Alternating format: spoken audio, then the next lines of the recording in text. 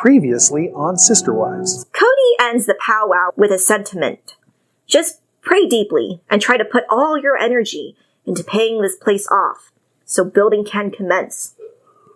If you have any creative thoughts, pray about it so God can help you accomplish this goal. And I feel like he's talking about a creative way to get Mary and Janelle to make more money so he and Robin don't have to do anything. Because he doesn't care. He's not trying to psych him and Robin up. I don't think either of them give a shit about the property. He's trying to psych up Mary and Janelle. Because I feel if Robin tried to get creative about making all these payments, she would at least be on Cameo, because that's the least you can do. I mean, the least she could do is draw little butts and boobs inside of her little sketchbook. That's the least she could do. I think that actually took money away from the family. Yes, I know. That's why they're not encouraging her to be creative. A few days pass, and the family once again gather for Christine's news. Hold on. I want to make an animation out of that. Yeah, I know. I knew exactly the second you brought it up. Keep going.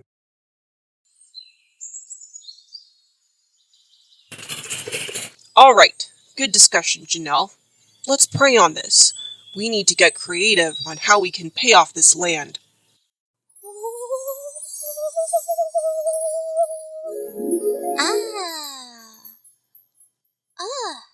What to draw?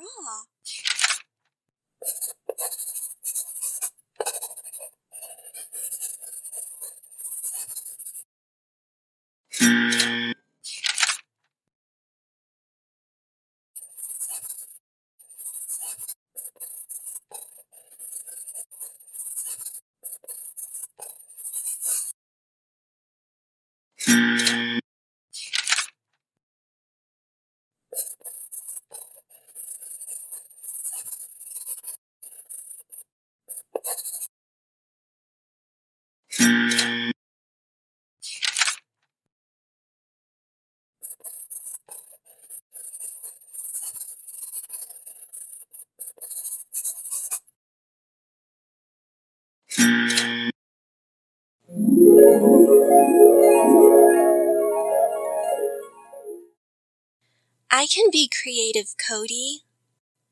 No, not you.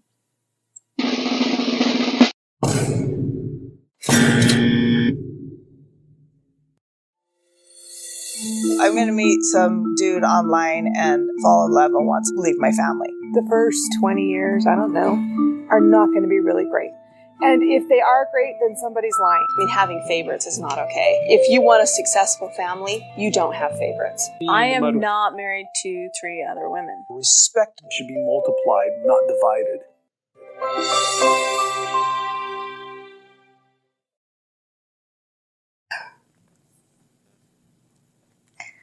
All right, welcome back to the recap.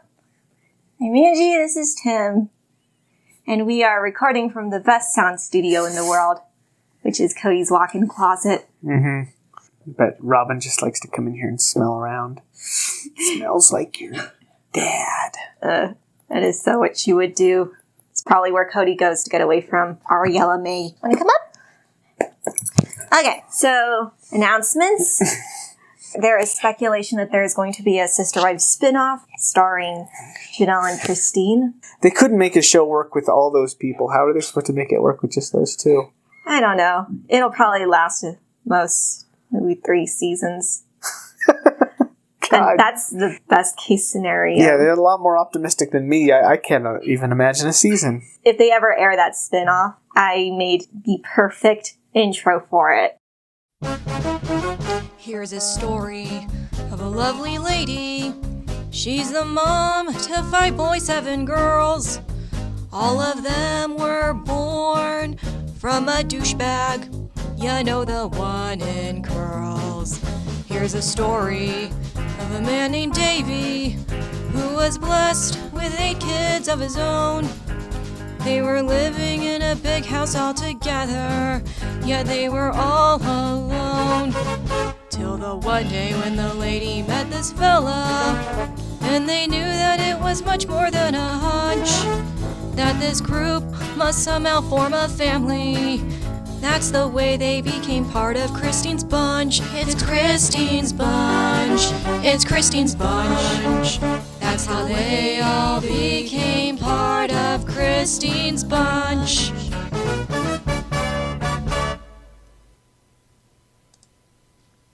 That looked like it took forever. Yes, that is why this recap is so late, because that parody took forever. There were, I think, 20-ish people. Yeah, lots of little heads. I remember you were working so hard, and I'm just, why don't you just use the same neck for all of them? No, they have to have different shirt colors. And I didn't even feature all of David's kids. That would have taken a lot longer. That happened. Yeah, they better stay together just for the sake of this Thing this not animation. aging well. Yes. Oh my gosh. I had the idea when I was in the grocery store about 2 templates of people, and I almost gave up because of the knowledge that I would have to do 50 more of these. Yeah, you didn't do the math exactly what that would entail. What else? If there is a spin-off, I don't know what's going to become of the original series. There have been, I think, debunked rumors that Cody and Robin were courting some woman in South America and they met up with her in Mexico, but that didn't pan out. I think she rejected them. I don't think that actually happened. That sounds like something from Seeking Sister Wives? Yeah. That would be funny. Just Robin and Cody's complete cultural insensitivity with some woman from South America. I'm sure that it would be terrible. I don't think Morty's going to want to sit like that for very long. Okay.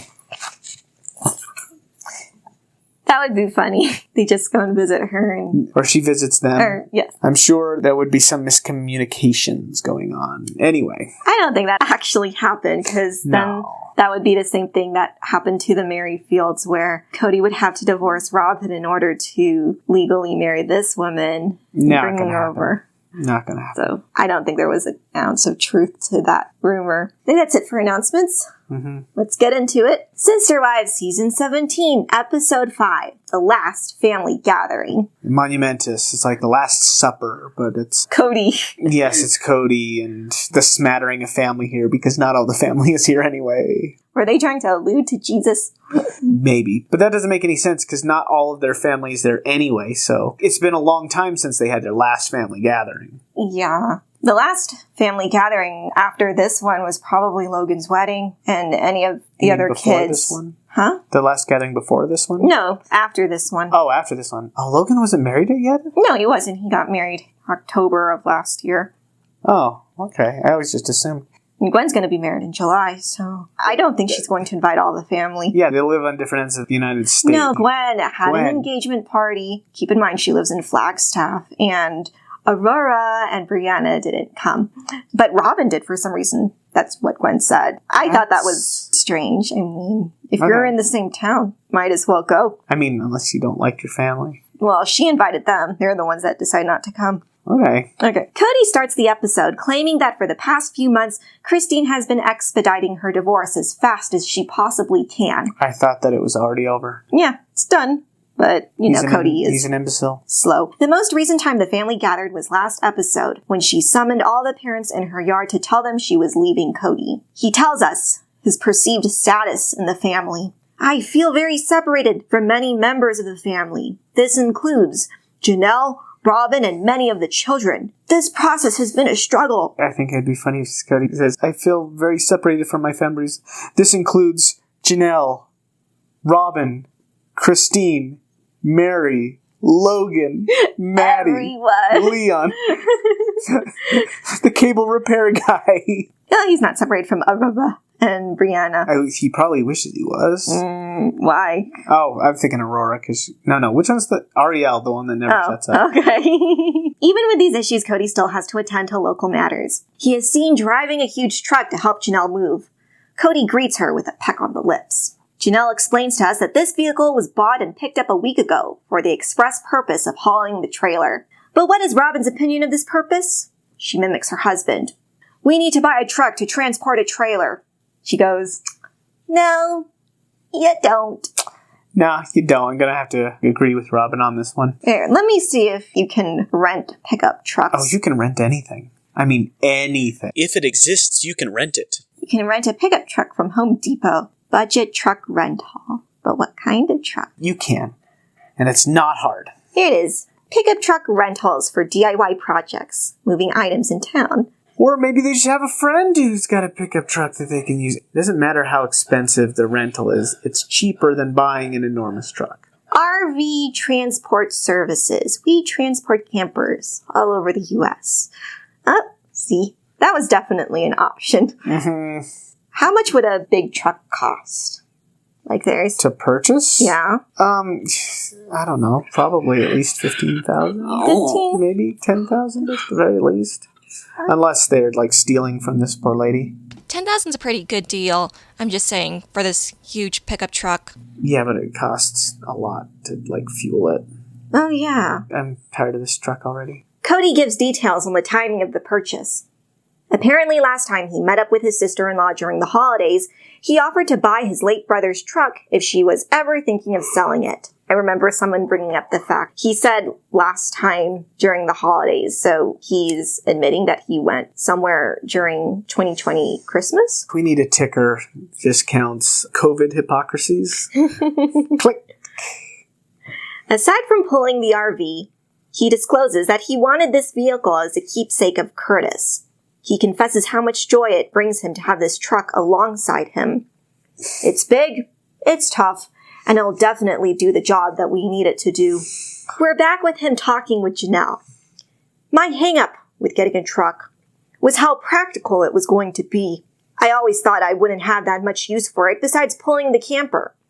I don't like having equipment just laying about that I don't use. And this sentiment was weird because it reminded me of that scene, one episode with the snowblower where he said, oh, you need to learn how to distribute weight. But he doesn't do that in his marriages. He doesn't distribute his time. And in here, he says to Janelle, I don't like having equipment around that I don't use, but you're okay with having 3 wives around that you don't ever visit. Oh, he uses them, though. They hawk the MLMs and stuff. The only piece of equipment that hangs about that doesn't do anything is Robin.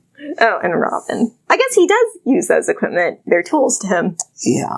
That bring in the dough. Janelle tries to give him a resolution to his anxiety. Okay, then I'll drive it. I love it. This disappoints him. I'm not going to wear this truck out on a soccer mom. Pretty misogynistic. I'm already tired of this dick measuring contest between Janelle and Cody over this big old phallic symbol. Because she goes on, she says, okay, then don't complain to me with this. I don't want equipment that I can't use nonsense. I'll use it. She likens the size of their truck to Maddie's and Caleb's. Maddie drives their huge truck like a boss. I know I can figure out how to drive this thing. Trucks can be useful and stuff, but some people are just, they never got over watching Smokey and the Bandit as a kid, and they just want a big old truck because it'll make them feel big and tough, and it's like, God. Well, Robin has a hard time picturing Janelle as big and tough. She gives her 2 cents again, saying it's humorous picturing her driving all over town, doing her daily routines in this monster of a truck. How tall is Janelle? Is she? Figure she's pretty short. She's the shortest wife of all of the wives. Now I'm just trying to picture her getting in and out of a truck. It's like 2 feet up in the ground. Apparently, Robin has heard stories where Janelle has had a hard time getting used to driving big vehicles. I can picture it. I can picture her doing it or picture having trouble. Having trouble. Yeah, me too. Janelle brushes these accusations off. I can figure out anything. It just takes time and practice. Mm-hmm. That's why she's stuck with the RV and just didn't give up on it. I hope that practice is kicking in right now. Attention is back on the 5th wheel. Cody wishes to go down to the property to see where they can set up her home. Janelle concurs to this, saying that she will be out of her current rental in 6 weeks. She illustrates her vision of the first building she wants on Coyote Pass. A detached garage with a living space above it. This will be followed by the bigger, more complete houses. Her plan is living in our camper by the end of June, which is around the same time they'll break ground on the casita. Once the cold seasons are approaching, she and Savannah can move in. What does she mean, a living area above? So you have the garage, and then the house, I guess, is above that garage. That's where they'll live. So the entire ground floor is just for the cars. It'd have to be pretty big to fit an RV in it. Did she? Anyway. I don't know where they're going to store that. Probably on the property? It doesn't make sense to build up, though, because you have so much room. I guess that's where the rental properties come in. Cody will talk more about that. I hope he doesn't. So, as we know, only the first part happened where she lived in a camper. She ended up living in an apartment that was as small as a college dorm by the time December rolled around. Yes, predictably. She's only bringing 3 suitcases worth of stuff into the trailer. Christine chimes in during her couch interview, clarifying that Janelle is going to be living in the same amount of square footage that her current room and kitchen are taking up. Robin, who's only out for Cody's interest, doesn't believe he will fare well in this 5th will. And it says will in the closed captions. Christine reminds us that Janelle is a strong-willed individual. If she wants something bad enough, she will do what it takes to make it happen. Cody then complains to us about the oncoming future inconveniences in store for him. Now I have to take all of my stuff from Janelle's house and bring it over to Robin's. Christine backs up this truth. She tells us that back in Vegas, Cody would have quadruple of everything. This would make it so he wouldn't keep bringing his things alongside him every time he stayed at different houses. He hasn't kept any possessions at Mary's for a very long time. Up until recently, his things were also boxed up at Christine's. Now she has exorcised him from her house. Janelle's RV will obviously not store them, so he will have 4 times the amount he needs at Robin's. Wow. I'm just thinking about how much that would drive me insane. If I had 4 shavers or whatever, and I remember putting one down in one of the houses, and then I'm in another house looking for it, and it's not in that place, I would go insane, because all the houses were the similar layouts, right? So, because we call Robin a hoarder, but I fully believe that half of her crap is just Cody's surplus shoes, hair products, gym equipment, clothes, everything. He really needs to do some sort of yard sale, get rid of 75% of his things. He might be the most expensive of all of them. Yeah. He got his pull-up bar. He got 4 of those, that never gets used.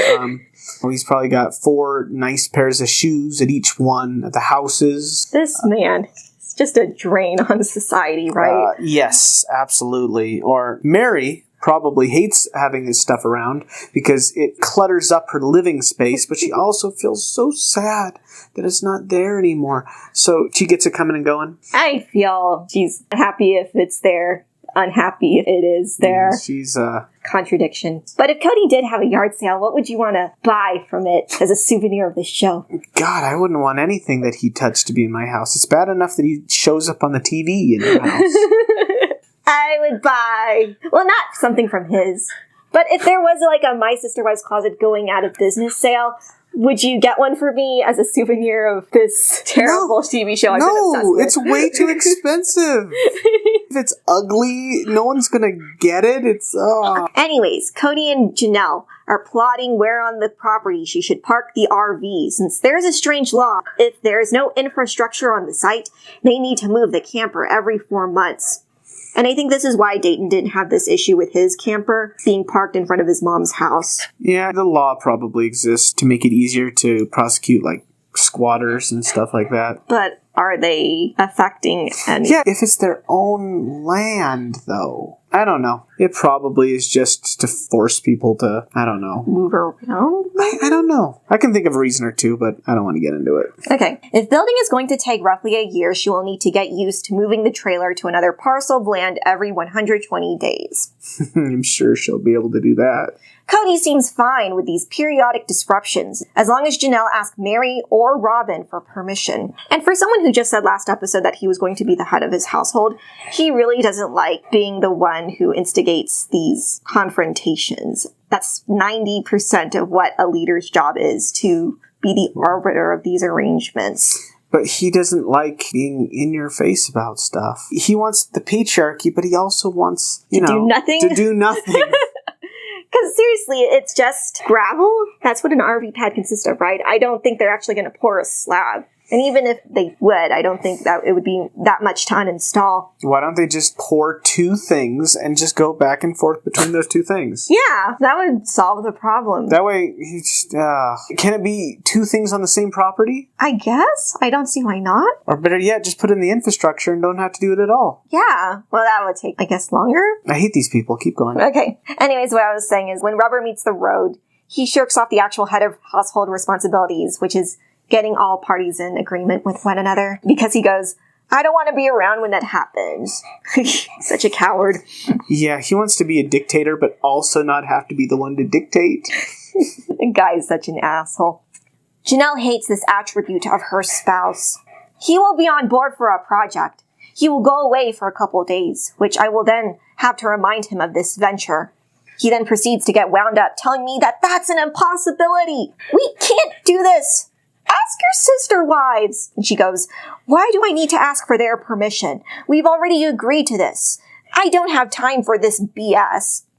And I fully believe that when she says that he's on board with something and then he goes away for a few days, I think it's because he's influenced by a certain wife that he always spends his time with. And that changes his mind about projects that he and Janelle have set out to do. Which wife? Mary? No, Robin. Of course it's Robin. Why? Do you think he's influenced? No, and I don't know. I don't think this is something that Robin does. I think this is mostly him thinking, ugh, this is so much work. Ugh, I'm so lazy. Ugh, I don't want to do this. Ugh, I don't want to have to put my pants on. Ugh.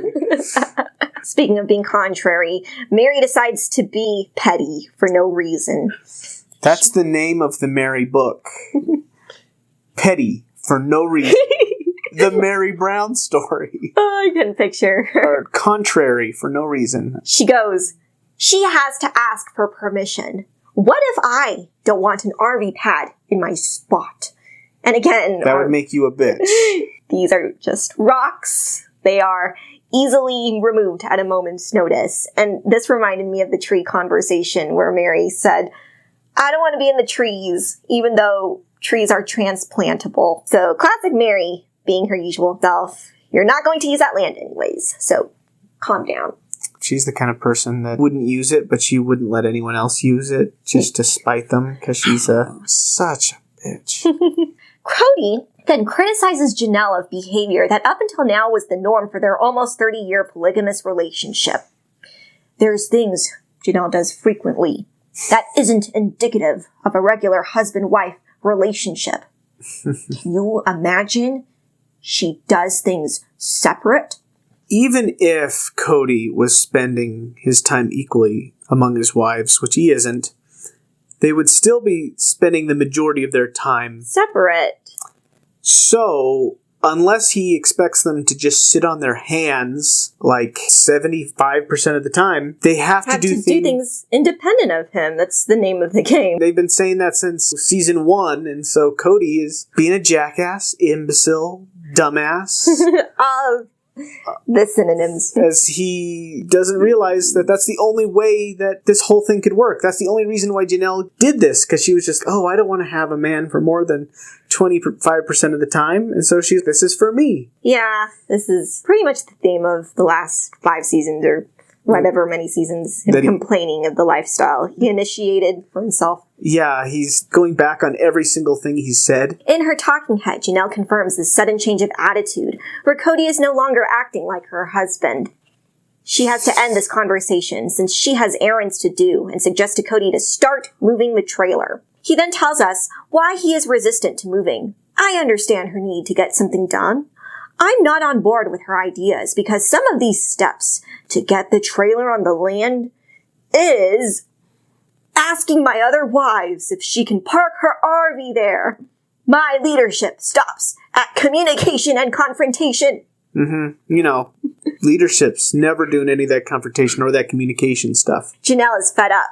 We've had this property for 3 years and done nothing on it. Why is it like pulling teeth to get anything done on not just the land, but my one lot? I mean, I wonder how she feels now. It's like 5 years. There's nothing done. She has hired some surveyors/experts to come down to Coyote Pass to get their advice on what plots would be best to build on. Mary thinks the whole ordeal is unnecessary, at least for the time being, because they can't make changes to the land until it is completely paid off. There's a lot of steps, and I don't know how that's going to happen. Christine has to restate that she doesn't want anything to do with Coyote Pass. Who would? It's not my land. It's theirs. They can do fuck all with it for all I care. Amen. Cody then asked the experts a stupid question. Is the price of lumber going to affect our ability to do business? They confirmed this. Yes. Yes. Yes. The cost of everything has gone up during the pandemic. Janelle isn't worried since she has been scrimping, saving, and sacrificing to meet the demands of the price hike. Commercial break. We are now taking a trip to Parowan at Mary's B&B. Mary reminds us that her mother passed away 4 weeks ago, which would mean at this moment in the episode, it is April 23rd, 2021. Okay. She is still in shock since her passing was extremely unexpected. Her mother was a host at the bed and breakfast. Upon entering the establishment since her passing, Mary found all of her clothes still strewn all over the bed. Even now, she has a hard time moving them from where they were. The rest of the family members comment on how unexpected Bonnie's passing was.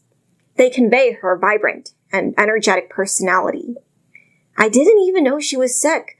Then one day, she had flu-like symptoms. Within a week, her heart started to fail, and she was gone. It was shocking. Shocking. It's probably COVID. Yeah, people speculate that it could have been COVID, but they just didn't want to say it for whatever reason. But yeah. Do people usually get heart attacks I mean, from COVID? Flu-like symptoms? Oh, yeah. Okay. Mary has shut down the business for the time being to give herself some room to grieve and contemplate what to do moving forward. She gets some unsurprising suggestions from Cody. Why don't you just move to Parowan and stay there? He didn't say that last part. She chortles at his proposal. That was never my intention.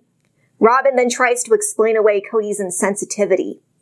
His problem is this tendency to say thought processes out loud, and that can come off as callous. It definitely wasn't something that needed to be said. He was just being creative. You can put the word creative in front of almost any kind of verb, and it makes it seem sketchy. You know, it's like creative accounting, creative business management. Christine and Janelle had to defend Mary whilst simultaneously slamming Cody for being unsympathetic. Mary has always wanted this house within the family. She has told us countless times that she is not going to be living in it. I can't express to you how many times she has made that abundantly clear. I think it's pretty obvious that Cody knows that this house wasn't an attempt to get away. But now Cody's like, but what an excellent excuse to get her away from me. And I think that's what Cody is saying, because he then tries to justify his words. I said that because we don't interact much anyway. This wasn't even an active attempt to push her away. She had a burden concerning the inn that she laid down at my feet, and I offered a solution. We segue to Mary's reason as to why she isn't leaving Cody for Parowan. I was here from the very beginning. I helped start this family. We get some old photo shoot pictures from Mary and Cody's wedding. It was just the two of us. We had plans. He loved me. For him to suggest I live in another state doesn't make sense. He still thinks I bought this B&B as a way to get away from the family. That really makes me sad. I can't believe after so many years this is still his stance. Again, he doesn't believe that she's trying to get away. That's the problem. He wants her to try to get away harder. and he's just like, why are you still around? Why are you still here? Mary carries on.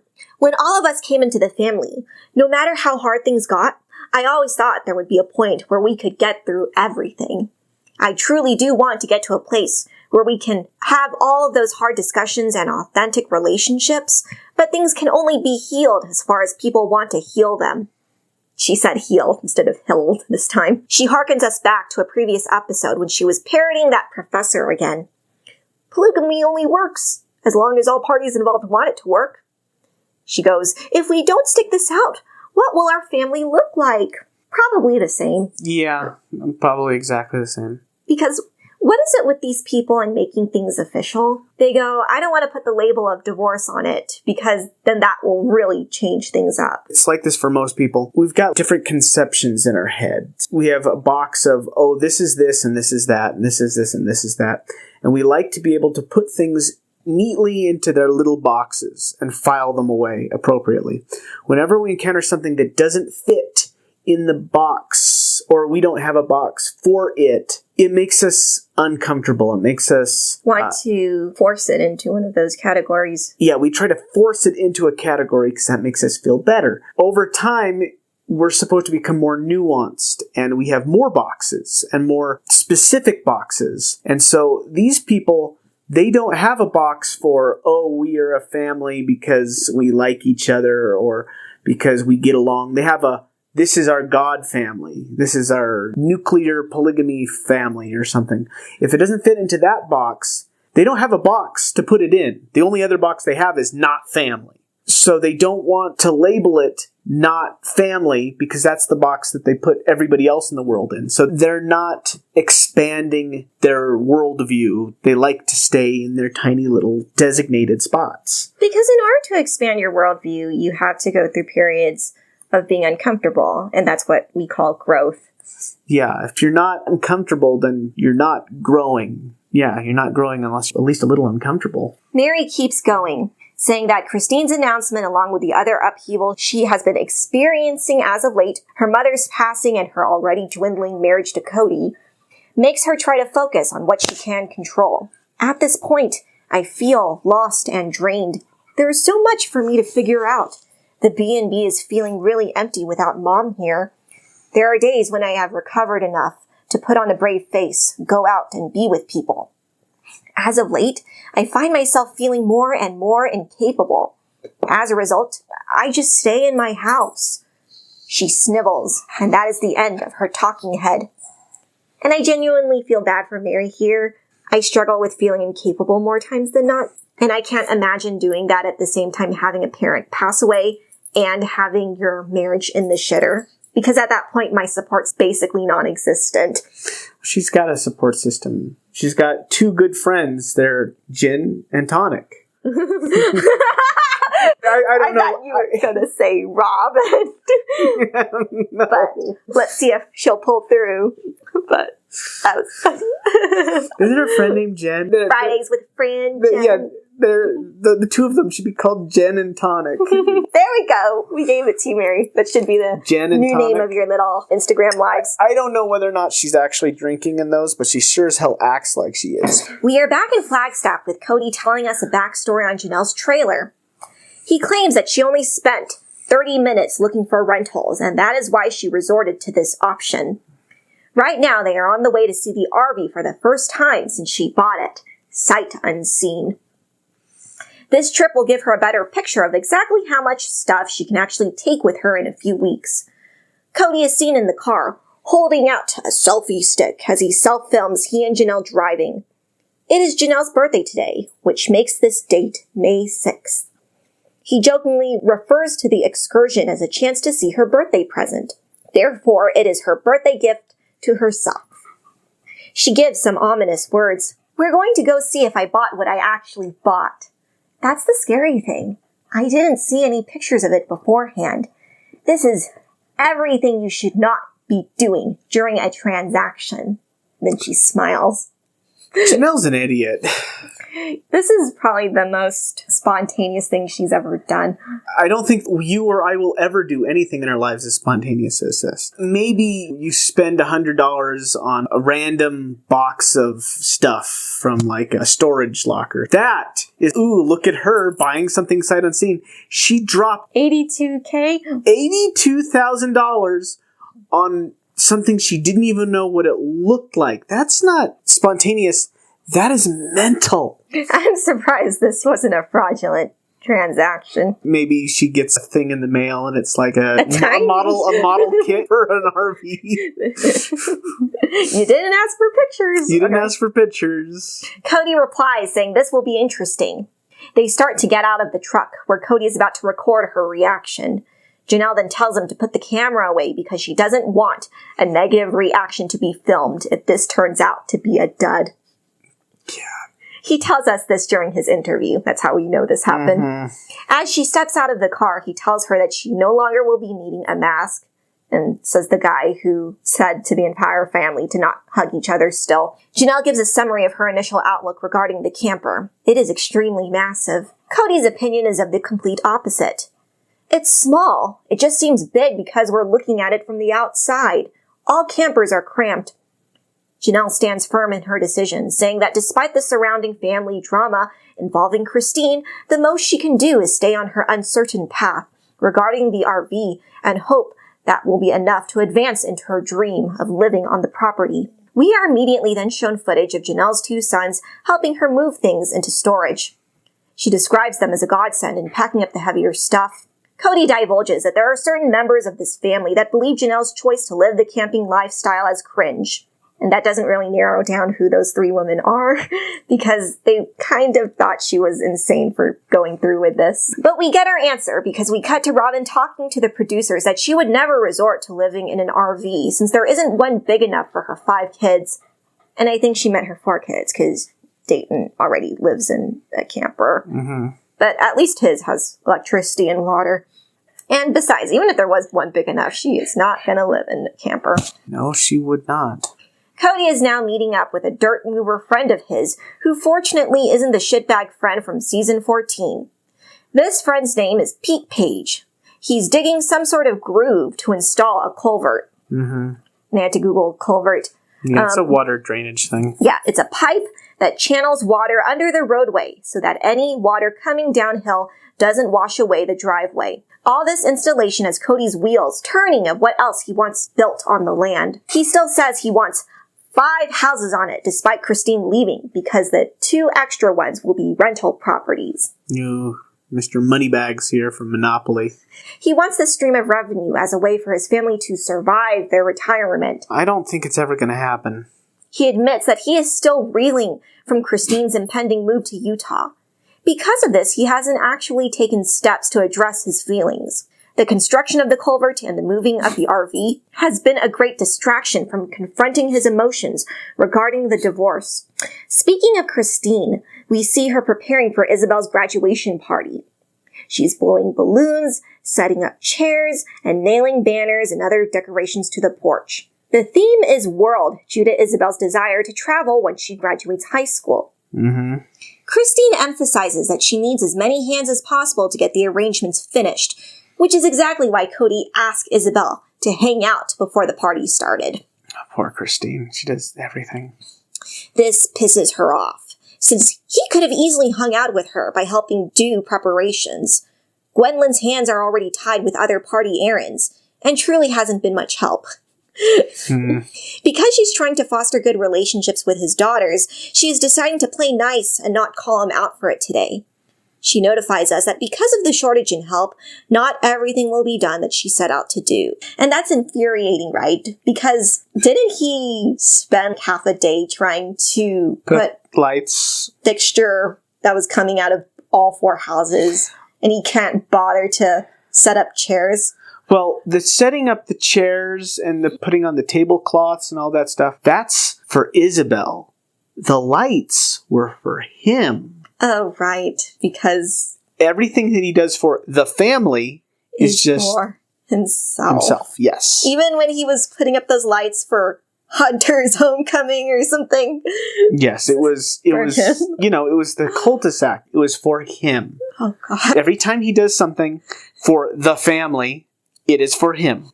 Cody's a jackass. She tries to lighten up the mood, saying that everyone coming has either been vaccinated or COVID tested. This was very important to Isabel, who wanted to hug all of her family members in attendance. Christine recaps last episode when she told all the adults her intentions of moving back to Utah.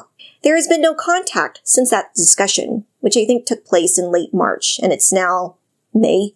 I don't know why Robin, Cody, and Mary are being affected so badly by the divorce when they clearly had no semblance to a family prior. Meeting together every 2 months. That's family right there. Yeah, and then complain that this is the thing that's going to ruin the relationships. Mm-hmm. She stresses that this is probably going to be the last big gathering the family will have. Not even everybody in the family's there, so... Yeah, it's hard enough having 4 or 5 people come over for a party, let alone 25. Yeah. So... There's a good chance that they'll never be in the same room as a family again. Ever. That's just life. Deal with it. Yes, deal with it. Robin says that Christine's announcement has left her, feeling as though future interactions with her will be uncomfortable and tense. This is why she hasn't reached out to her in any way, shape, or form. Mm-hmm. Yeah, that's just a good excuse not to continue talking to her. Great excuse. All of her children know the details. Dayton, Aurora, and Brianna are confused and shocked. Ariella and Saul are just confused. And I didn't like how Robin told Saul and Ari before Christine had a chance to tell Truly. To be fair, that's on Christine. Yeah, I guess she's been dragging her feet. Janelle relays that all of her children know Christine has divorced Cody and is moving out of state. They aren't concerned, though, since they are already making plans to see her in Utah. Yes. They see this new chapter as more of a disruption than discontinuation, unlike Robin's part of the family. They're probably not surprised. The party finally starts. Cody has to remind Saul and Ari the names of Janelle's children, exclaiming, "Look, kids, it's Garrison, Gabriel, and Savannah." Because remember, Ari tends to forget her siblings' names. She has Robin brain. Isabel proceeds to give everyone a hug. There was a point after she hugged Aurora, Saul, and Ari, Robin just walks past her, and Izzy has to practically pull her aside and say, are you forgetting something? Hello? Greet your host? Mm-hmm. Of course, Cody feels awkward at this party, so he already doesn't want to be here. His relationships with many of the adult children in attendance are strained. He is angry because as he is sitting there, looking at all these family members, he is holding grudges because he is not getting the respect he deserves. I think that Cody is anxious in any situation where he doesn't feel like people are actively praising him. He goes, "No, I'm not okay. I'm sitting here in a funk. I feel this sense of loneliness combined with this bitterness as I gather around the entire family." And that sucks, right? Because all of this is because of you, Cody. We get Isabel on the couch saying she saw the divorce coming and admits there is an air of melancholy throughout the celebration, but is excited for her mom to find someone who really makes her happy. McKelty, who wasn't at the party, is filmed in an interview with Tony saying that she is relieved her parents are splitting up. They're not happy together. They're not in love. Tony's take is that this divorce was inevitable because he doesn't see any man being functional enough to satisfy the needs of 4 women.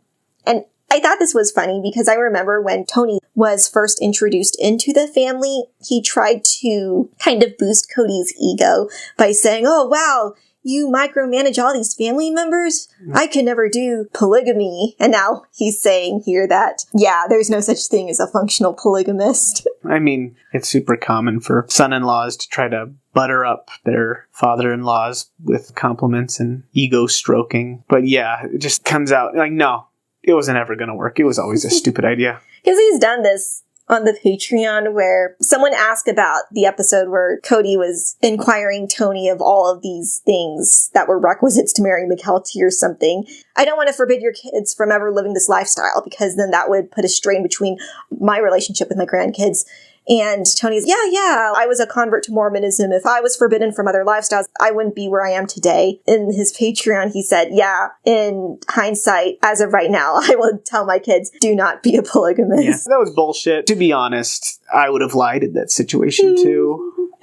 Christine announces that the birthday song is ready to be sung and cake is ready to be cut, for it is a graduation/birthday party. So Isabel's birthday is June 12th, so this tracks. Cody, not realizing the meaning of a graduation party, then has to ask a stupid question. "So, are you now sweet 17? Isabel goes, I'm almost sweet 18. This is my 18th birthday party, Dad." This is the first of many counts where Cody this season forgets either his children's ages or their birthdays. So keep a tally on that. Yes, but the whole Sweet 17 thing, that makes me I want to take Cody, and I want to take him out to like a deserted island, maybe 2 or 3 square mile island. I want to release him into this woods, and then I want to dress up as a hunter from like the 18th century, like a pith helmet and a rifle, and I want to hunt this man for sport. Wasn't that like the last episode of You?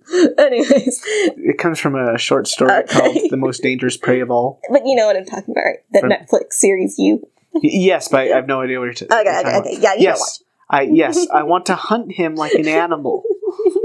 I want to see him trying to make tools out of sticks and stones as I march through the wilderness imperiously for my own amusement. That's how I feel about Cody right now. Cody then chuckles.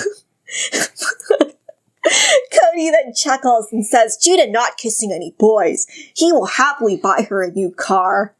To the cameras, he explains that it is important to protect yourself by not giving away your kisses because you don't want to be driven mad by the hormones and sexuality. I just want to be like in a tent looking over the valley on this little island, knowing that somewhere out there he is cold and he is wet in the rain. Because this is insane. Again, they are perpetuating purity culture. Yes. It's obnoxious. I hate it. I don't really want to talk about it. It's more important for him to know that he was the only man in his daughter's life than for him to know what her fucking age was. Isabel enjoyed the entirety of having everyone gather for her benefit. It reminded her of how things were pre-COVID. They prepare for the big surprise. First, Isabel needs to be distracted. Her parents pull her aside and start to question her of the story behind the collage of pictures assembled on the table.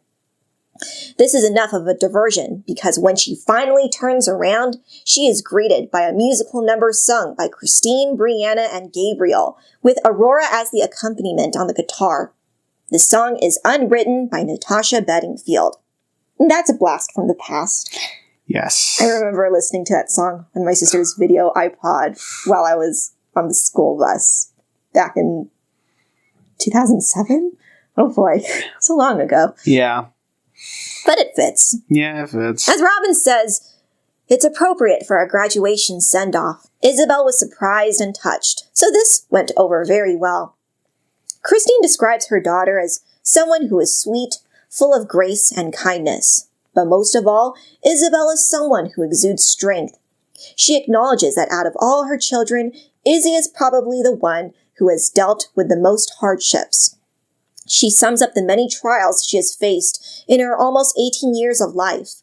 The perpetual migraines due to scoliosis, the back surgery, the recovery after, and the pain that will linger. Because I think Isabel on McKelty's Patreon revealed that the surgery didn't completely straighten her spine. There are still times when it still hurts, but nothing a heating pad can't alleviate. Mm-hmm. Despite all of this, Isabel has come out as an amazing and upbeat person. Janelle is excited for what's to come for her. She is content knowing Izzy will be in the safe and protected home that is Maddie and Caleb's house. I roll my eyes at Robin's conclusion. She asks, why are these superficial meetups not worth staying together? Because y'all don't speak to each other for months at a time, which are then interrupted by these grandiose gestures of superficial interaction. That's not sustainable, Robin. Mm-hmm. I don't know how to make that more clear. Yes. Her ending remarks is hoping Christine will find that her move to Utah is worse than what she already has in front of her, and it'll finally spark for her that this is worth sticking around for. She believes in the miracle that Christine will continue hanging around her and Cody for eternity. I mean, she's like, these parties, these are the reasons to stick around, as she doesn't lift a finger and Christine does everything. Yeah, Mary expresses these same sentiments as Robin and says, why can't they put aside their petty crap and focus on the good times like these? And I would just like, and again, like you said, I would like to remind all of these parents that there was only one adult who brought all of this together because no one helped in this party planning. And I feel this is like the story of that fable of the little red hen. Mm-hmm. They don't know what goes on behind the curtain to make these functions work. They just show up and go, why aren't moments like these worth sticking around for? Because you don't know how much effort was made to make these moments work. You take the very same people you are chastising for granted. This is why those same people don't want to be around you. Yes, they're just, what do you mean you don't want to be my slave anymore? Don't I take good care of you? I clothe you and feed you. All I ask is for you to do everything I say and to respect me and to constantly praise me and to never, ever, ever go against my wishes. Yeah. The BS continues. She says, Christine leaving is detrimental to the mental well-being of the little ones. Mary names Saul, Ari, and Truly. In hopes that Cody will actually watch this episode, she calls out to him during her confessional. I'm doing what I need to do, but not everyone else is. She's just pissed that she didn't leave first. Because, seriously, Cody just told you that you are free to move away from him. And, again, she's just being so pathetic. Yes. Janelle's attitude is that there will rarely, if ever, be many celebrations like this going forward, where the bulk of hers, Christine's, Robin's kids, and all 5 parents are in attendance. Christine gives some sort of explanation for Cody's state of mind. He loves Isabel. He doesn't hide his emotions very well. It's apparent that he is very sad, and he probably regrets not spending enough time with her. That realization will probably factor into his guilt. Yes, the man who repeatedly told his daughter that the onus was on her to reach out to him, or complaining that his daughters would go to bed when he was there, so he'd rather not spend time at their house. So, yes, I hope he is feeling very guilty. He ends the episode with some pathetic sentiments that he wishes Christine would still stay in Flagstaff, that he wishes Isabel would go to school locally, and that a quasi-family atmosphere will continue to be maintained. It's a weird thing to be getting left. This divorce made me question why I got into plural marriage in the first place. I question my religion a lot. The message we had from the get-go about functional polygamy seems so dysfunctional now. And that is the end of Season 17, Episode 5. He's such a dumbass.